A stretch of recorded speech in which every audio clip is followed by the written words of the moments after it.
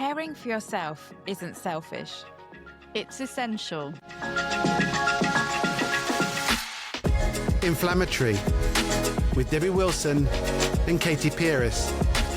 Navigating life with inflammatory arthritis. Hello and welcome to Inflammatory with Debbie And Katy. How's things, Katy? No, very good. I've recovered from all the weekend of parties and stuff like that. And as you'll see behind me, my son is learning the 4 times table at the moment. So we've got loads of Post-it notes around the house with like 1 times 4, 2 times 4 for the toilet, when he's eating his breakfast, because they do like a test every single day where they have 7 seconds to answer the questions. And Oh I my think gosh. he doesn't get them wrong. He just runs out of time to work it out. So we're just trying to help embed what the answers are. Gosh, that's proper parrot fashion. That's not then working out. So I don't think that's learning. No. That's not learning. That is literally just trying to remember stuff and not trying to work out how you get to that number. Well, the problem Wow. is the friend he sits next to gets 10 out of 10 every single test. Oh. So that makes it quite tricky because he doesn't get 10 out of 10. But yeah, we've just got Post-it notes everywhere this week. Yes, I did wonder what they were, but obviously that's what they are. So yes, just thought in case anyone else wonders. For those listening, there's Post-it notes behind my head. Yes, they're bright blues. They're brand colour. I like the branding colour. Oh yeah, I could have said they were things to do with the charity, couldn't I? Knows how honest we are. Yeah.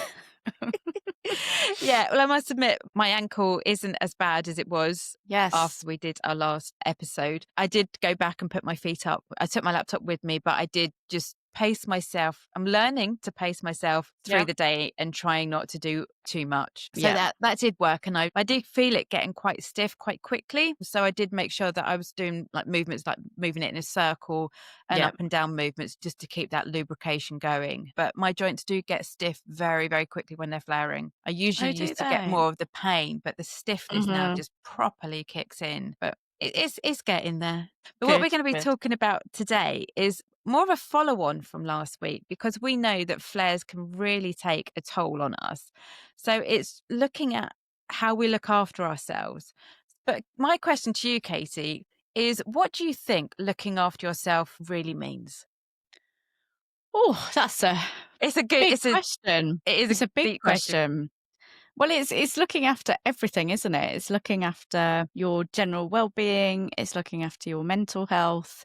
It's looking after your physical health, your nutrition, your fitness, your heart health. Like when you think of a human, every bit of it, whether it's your hair, your skin, your teeth, all of you. Yeah, I agree. There is just so much to think about. And I also think it's your social health as well, your social life. Because, you know, as humans, we like to be with other people. As a species. Well, some of us anyway. Some of us. Not everybody. We can pick and choose. But it's having that community, I think, that is really, really key. So you went to a spa weekend probably about a month ago now. And you're going to report back. How was that? And did that help you? Yes, I love a spa weekend. I just wish they weren't as expensive as they quite often can be. Expensive. Yeah. And so I did 2 spas in the same weekend. So it's a spa we've been going to for a little while. It's quite small. It was a 3-hour session. We didn't have any treatments or anything like that at this one. We just chilled in the hot pool, went in a couple of saunas, steam rooms. And it was really, really lovely just to have that quality time, a group of 4 women of similar age. 2 of them I've known since I was at nursery. One of them moved to where we lived when I was about 12. So we've known each other for absolutely years. We've been through breakups, makeups, marriages, divorces, children, like everything. So really lovely to catch up with them. And the next day, I went to a spa with my university friends. So this was quite a posh one that we'd got on a voucher. So one of my friends has actually got POTS. So she has to be really, really careful with things like saunas, steam rooms. She can't go in because her heart rate will fluctuate and she'll have loads of problems. So we had to be quite careful of the temperature of the things that we were going into. But I had a massage on the second day, and oh my God, it was a deep tissue massage. So that's not for everybody. No, because but they it's can hurt. because they can really hurt. So I'd asked the spa if they did sports massages, which again are not relaxing in the slightest, but it's more sort of how you feel 24 hours after. And if I was flaring, I would never, ever, ever get a deep tissue massage, even if they weren't going to touch the parts that were hurting. I can only do them now that I'm in medical remission. But it was just so nice for someone to work through the sort of muscles that are a bit tight and just really get into the weeds of your body and make it feel a little bit better. I mean, I love a massage. I just don't get them done as much as I would ideally like to, because obviously they cost quite a bit of money. They do. And have you had massages? I have. I did actually have some when I was on holiday, and actually I did have a full body massage. It wasn't a deep tissue one, and I am very clear when I do have them. They should go through a form with you to say, have you got any illnesses or anything I need to be aware of? And if you are flaring, because I must admit my elbows are never that great. And if they go near them, even if my husband tries to touch my elbows, I will literally flinch. So you have to be so clear on where you're hurting, because I won't let them touch my feet, because I won't let people touch my feet anyway. I used to love my feet being I used to love my feet being tickled by my siblings when I was a child. I used to sit there and make my brother and sister tickle my feet. Is that sibling abuse? Oh my God. No, I'm the opposite. I hate people touching my feet. Yeah, no, can't get that vision out of my head. But yeah, so I am, as getting back to what we were talking about, I am just very clear and if they if it's sometimes, if it's not flaring or anything and it hurts, I do just say, actually, that can you stop that bit? Can you move somewhere else, because that's hard. You just have to empower yourself and advocate for yourself when you have these done. But I really do think they help, because for me, I think that they increase the blood flow into your muscles. They do. And obviously we know that to having better muscles and stronger muscles can really help your joints, because they're the ones that protect your joints as well.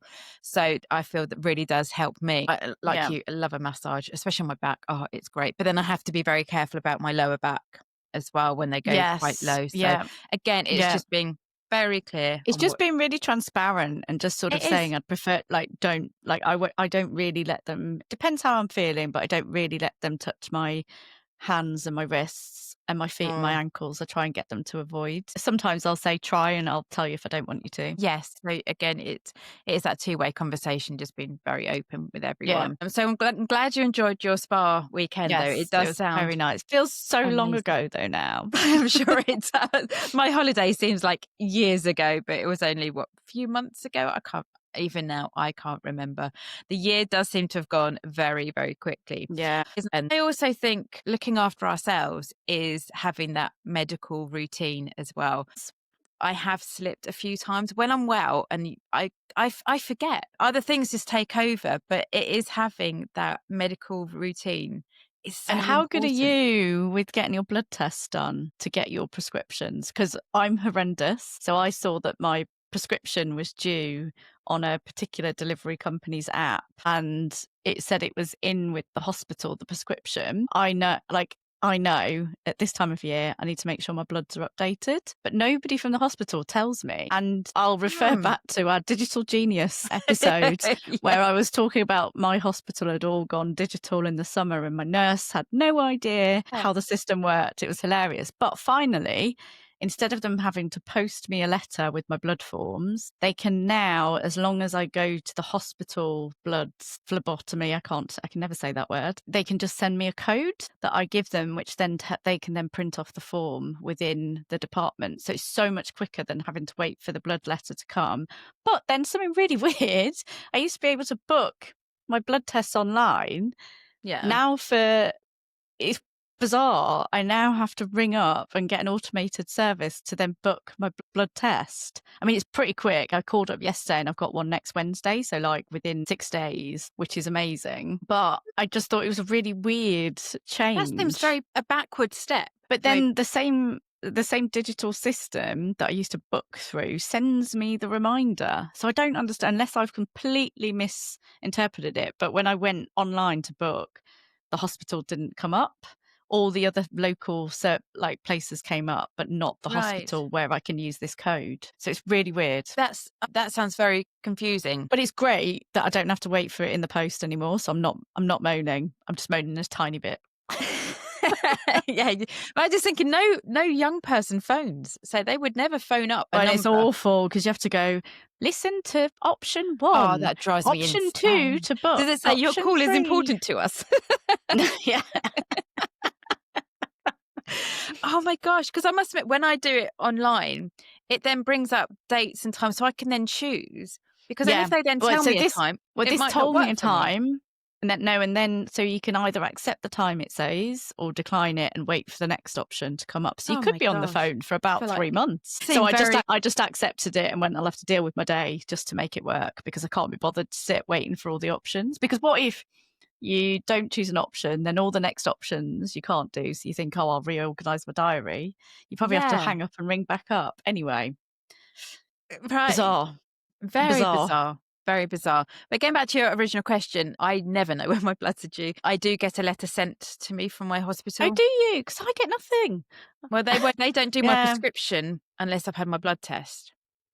So, well, no, mine don't, but they don't seem to tell me I need to get a blood test. I have to, unless I just preempt it before they get in touch with me. Oh, okay. Yeah, because I can't actually remember the last time I did have one. I think my appointment was in March. I must have had one around then. But mine is online booking. And I do think that's because you can then see what dates and times work for you. But it's very bizarre that I think all hospitals are so different. It'd be great to know what other people go through as well. Actually, how easy is it for you to get your blood test done? Yeah. And also everything that goes along with that as well. Like then having to get public transport, and what if the buses aren't working that day, or and the parking at my hospital don't get me started on the parking at mine. Horrendous. So I would prefer, sometimes I cycle actually, depending on how much time I've got, but it's quite a big hill, so it's not my favourite. It's only a 10-minute drive to the hospital for me, which is really great, or like 25-minute cycle. But the bus can take 45 minutes. Yeah, because they go around the houses, don't they? Ridiculous. I could walk quicker than getting the bus. Gosh, my hospital is also on a hill. The car park is like on a very, very steep gradient. Stupid. And the top of the hospital is even more of a hill. So I remember being pregnant and trying to get out the car. I couldn't get out the car because my tummy was too big. So my husband had to pull back and let me out, and then try to like penguin waddle up this hill. And it is horrendous. Why they designed them that way, I have no idea. No. But they've now got a multi-storey car park. But don't get me started on the pricing of hospital car parking. Oh no, I mean, it's awful. I think it's a criminal offence. Having a health condition is bad enough, let alone the costing that goes along with that. That just drives me mad. And I'm a bit like you. I don't live that far, but it is walking up a massive hill even to get there. Yeah, and then people who live in rural areas, it must be absolute madness. It really must. It's just, I think people don't realise that that's a huge impact on us. It doesn't help us look after our own health. Exactly. Getting back to what we're talking about. Yeah. Completely. It really doesn't. And I must admit, this is why I'm on, I think I mentioned this work stream that I'm on, all about blood tests, because it is that ripple effect. It's not just one blood test, there's a form, off you go.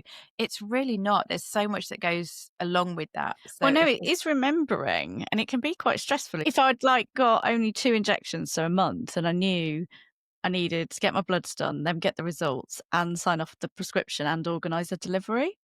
Yeah. It's quite stressful. You get quite stressed. Oh, it doesn't help the whole looking after yourself. It doesn't. And when one of the first deliveries companies that I was using, that was a nightmare, because also my daughter had medication as well, and they couldn't work out that there's 2 people having 2 different medications at the same address. Right.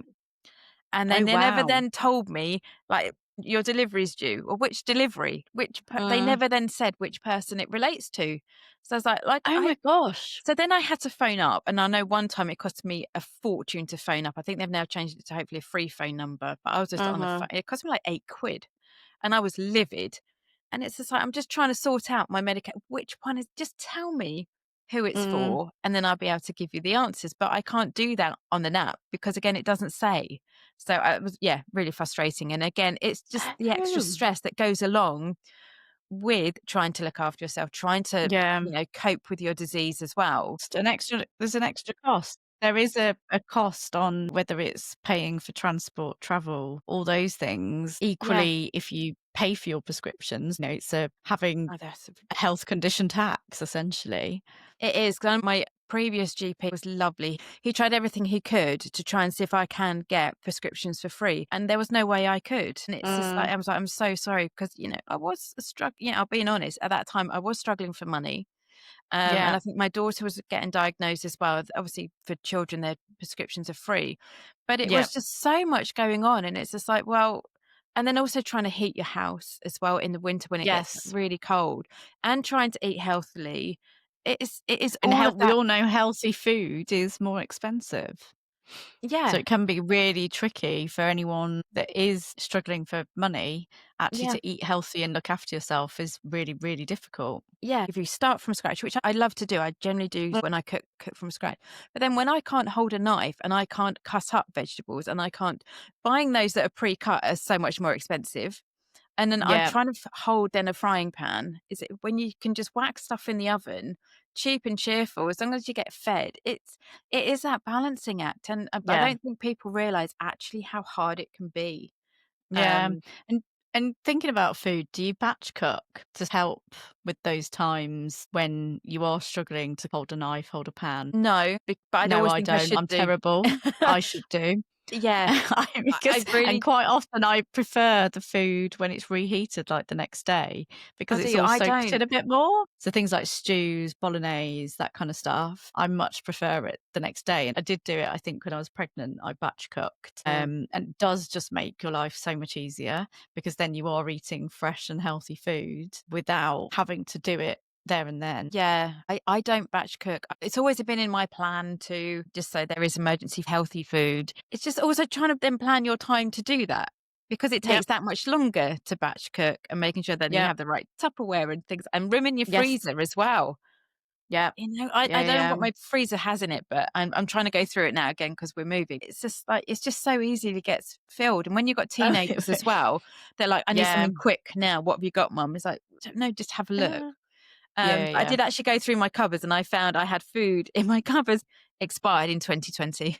Oh, don't worry. We found stuff from 2017 that's expired, especially things like herbs. I mean, I don't think they really go off, so I just eat them. I did see something on a TV show saying they do.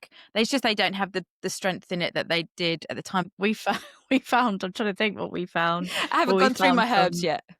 Yeah, herbs. Honestly, we found some really old ones. Like, if you planned a recipe, you like run out to find exactly what you need, and then you never use this herb again in your life. You've used like half a teaspoon.